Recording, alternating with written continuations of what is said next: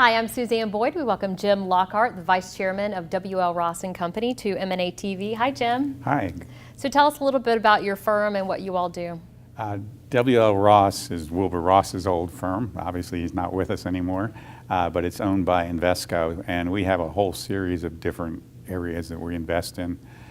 Historically, we've been known as distressed investors, and I've run the financial services side since the global financial crisis.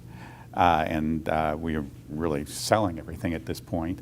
We have debt funds, we have real estate funds, we have China funds, a variety of things, and we continue to grow the firm. And you personally are involved in Washington?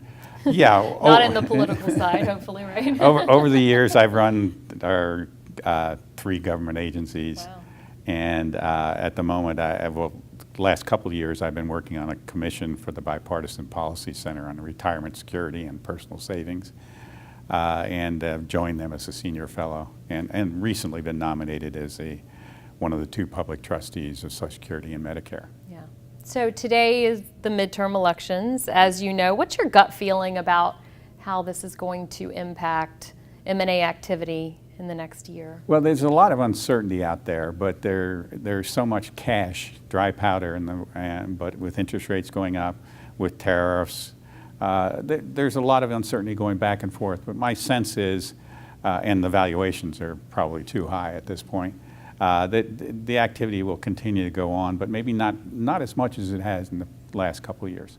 You know, I've heard people saying today that Washington doesn't have that big of an impact on M&A, but then others say it does have a huge impact. What's your thought? What's your take? Well, it certainly has an impact in my sector, financial services.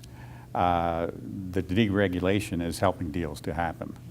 Certainly, the tax reform has increased stock valuations, company valuations. So there's a lot of companies out there hunting for acquisition. So I think on the corporate side, the strategic, as we call it, there'll be a lot of activity. There may be a little less in the private equity because we may get bid